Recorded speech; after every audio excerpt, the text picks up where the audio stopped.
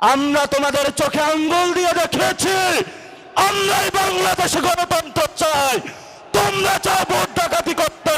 প্রত্যেকটির হিসাব কড়ায় গন্ডায় আমরা ইঞ্জিনিয়ার তারেক রহমান থেকে বাংলাদেশে বুঝে নেব ইনশাআল্লাহ।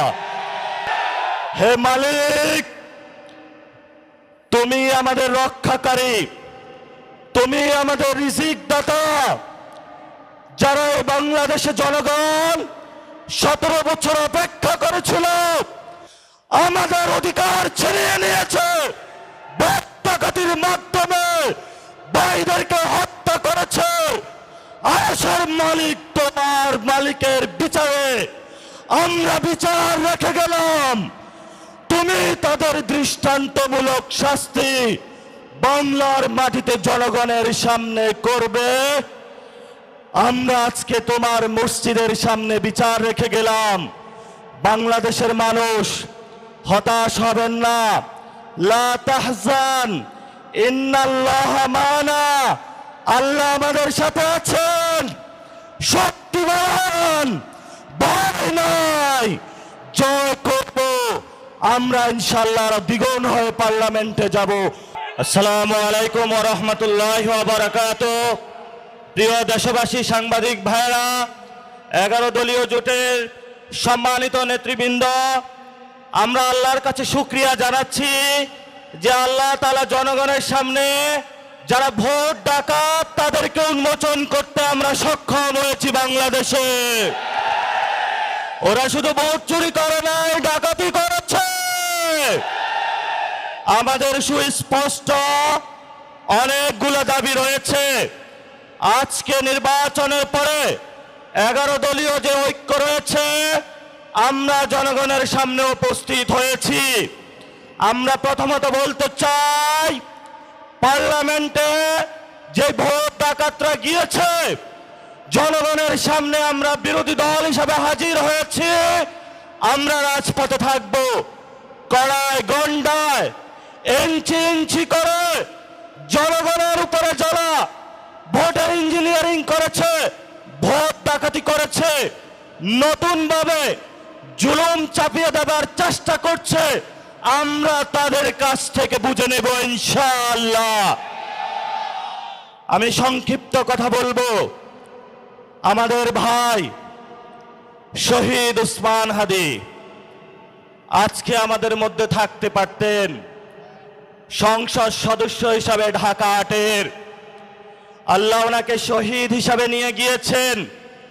আমরা বিচারের দাবিতে মাঠে গিয়েছি।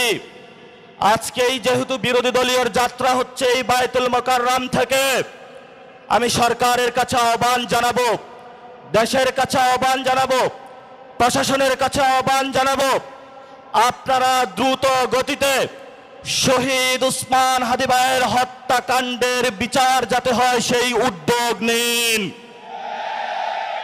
আমাদেরকে এতদিন বলা হয়েছে বিচার এবং নির্বাচন মুখোমুখি দাঁড় করাবেন না। আমরা মরিয়া প্রমাণ করিলাম যে আমরা নির্বাচন বিরোধী নই। এখন সময় এসেছে শহীদ উসমান হাদি ভাইয়ের হত্যাকাণ্ডের বিচার করতে হবে। তৎকালীন সময়ে সংস্কারের নিয়ে বলা হয়েছিল, সংস্কার এবং নির্বাচন বিরোধী করার চেষ্টা চালানো হয়েছিল, ট্যাগ দেওয়া হয়েছিল, ওরা নির্বাচন চায় না। আমরা তোমাদের চোখে আঙ্গুল দিয়ে দেখিয়েছি আমরাই বাংলাদেশে গণতন্ত্র চাই, তোমরা চাও ভোট ডাকাতি করতে। এখন সময় এসেছে, কোন 9-6 চলবে না। সংস্কারে জনগণে যে হ্যাঁ ভোটে ম্যান্ডেট দিয়েছে, দ্রুত বাস্তবায়ন করতে হবে। সাথে সাথে বাংলাদেশে সন্ত্রাস, চাঁদাবাজি, দখলদারিত্ব বন্ধ করার উদ্যোগ নিতে হবে। এবং নির্বাচনের আগে আমরা এই বায়তুল মোকাররমে দাঁড়িয়ে একটি প্রটেস্ট করেছিলাম। ভোট ডাকাতির জন্য আমাদের জামাত ইসলামের এক ভাইকে খুন করা হয়েছিল। আমরা বলেছিলাম আমরা আবার আসবো, দ্বিগুণ হয়ে আসবো। এসেছে দ্বিগুণ হয়ে। আমাদের ভাইয়ের হত্যা হত্যার বিচার বুঝে নিতে হবে।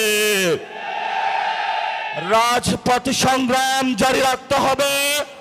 যেই বন্ধের উপরে আক্রমণ করা হয়েছে, পেটে লাথি মারা হয়েছে, বোরকা ধরে টান দেওয়া হয়েছে, গুলিবিদ্ধ করা হয়েছে, পা ভাঙা হয়েছে, প্রত্যেকটির হিসাব কড়ায় গন্ডায় আমরা ইঞ্জিনিয়ার তারেক রহমান থেকে বাংলাদেশে বুঝে নেব ইনশাআল্লাহ। আমরা একমাত্র ভয় পাই কার কাছে? আল্লাহ ছাড়া আমরা কারো কাছে ভয় পাই না। সবাইকে আসসালাম, সবাই দোয়া রাখবেন। আসসালামু আলাইকুম ওয়া রাহমাতুল্লাহি ওয়া বারাকাতুহু। আমাদের একটা ভুল হয়েছে, আমাদের বড় ভুল হয়েছে। এই অন্তর্বর্তী সরকারের উপরে আমরা আস্থা রেখেছি একটা সুন্দর নির্বাচনের জন্য। আমাদের ভুল হয়েছে এই নির্বাচন কমিশনের উপরে আমরা আস্থা রেখেছি। আমরা যেটা দেখেছি, তারা ফ্যাসিস্ট সরকারের এই দুর্নীতিবাজ প্রশাসনকে তারা নিষ্ক্রিয় করতে পারেনি। যেই প্রশাসন টাকার বিনিময়ে, যেই প্রশাসন হত্যা, গুম, সমস্ত ধরনের অপকর্মে তারা ফ্যাসিস্ট আওয়ামী সরকারকে সাহায্য করেছিল। আজ আমাদের সাবধান হওয়া উচিত ছিল। যখন বিদেশ থেকে একজন আসেন এবং রাষ্ট্রীয় যেই অভ্যর্থনা দেওয়া হয়, সেটা সমস্ত সীমার মাত্রা ছাড়িয়ে যায়। আমাদের সাবধান হওয়া উচিত ছিল যখন হাদিকে হত্যা করে হত্যাকারী বর্ডার দিয়ে পালিয়ে যায়। আমাদের সাবধান হওয়া উচিত ছিল। কিন্তু আমরা 11 দল, আমরা শুধু উদারতা দেখিয়েছি, আমরা আস্থা রেখেছি, আমরা একটা সুন্দর রাজনৈতিক পরিবেশ আমরা সৃষ্টি করতে চেয়েছি। কিন্তু আমরা কি পেলাম? বিনিময়ে আমরা পেলাম, আমরা দেখলাম প্রশাসনের প্রতিটা স্তরে কালো টাকার ছড়াছড়ি।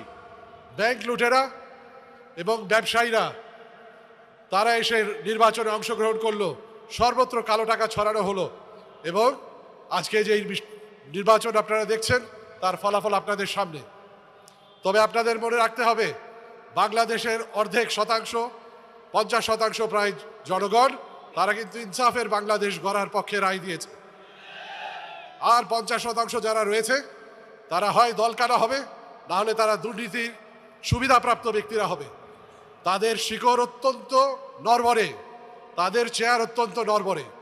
আমাদের পক্ষে যাদের ভোট রয়েছে, আমাদেরকে সতর্ক থাকতে হবে। এবং এই নড়বড়ে চেয়ার তারা যদি ভবিষ্যতে এই দেশের উপরে একইভাবে এই জুলুমটা শুরু করে, ফ্যাসিস্ট সরকারকে পুনর্বাসন করার চেষ্টা করে, যেটা আমরা দেখছি, আমাদের মা বোনদের উপরে হুমকি হচ্ছে, আমাদের নেতৃবৃন্দের হুমকি হচ্ছে। আমি সাবধান করে দিতে চাই, এভাবে যদি হয় আরেকটি অভ্যুত্থান হবে। আসসালামু আলাইকুম ওয়া রাহমাতুল্লাহি ওয়া বারাকাতুহু। সংগ্রামী ভাই এবং বন্ধুগণ, এই পর্যায়ে বক্তব্য রাখছেন খেলাফত মজলিসের যুগ্ম মহাসচিব অধ্যাপক আব্দুল জলিল।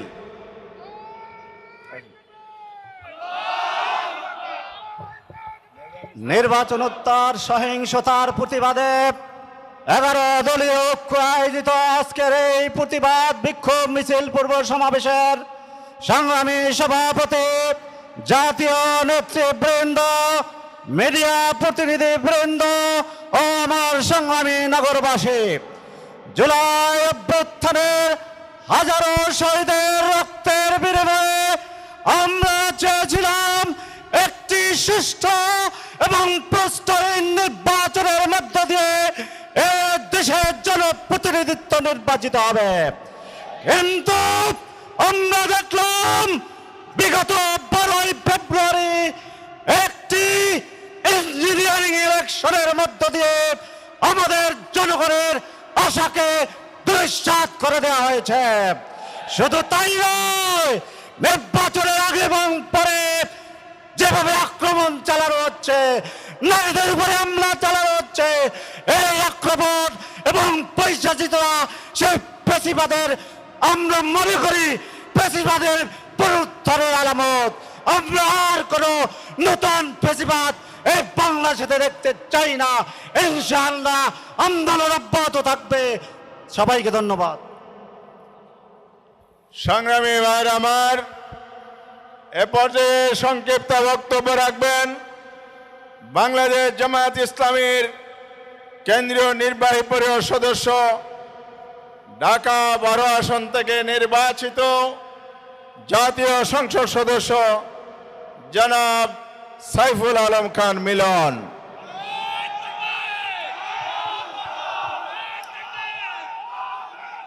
আলহামদুলিল্লাহ রবিল আলমিন, আসসালাতু আসসালামু আলা রসুলিল করিম ওয়ালা আলি ওয়াসাবি আজমাইন।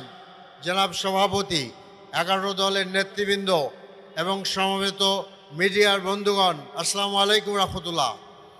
জুলাই আন্দোলনের একটি রক্তাক্ত বিপ্লবের পরে আমরা আশা করেছিলাম দেশে একটি সুন্দর নির্বাচন করে গণতন্ত্রের যাত্রা শুরু হবে।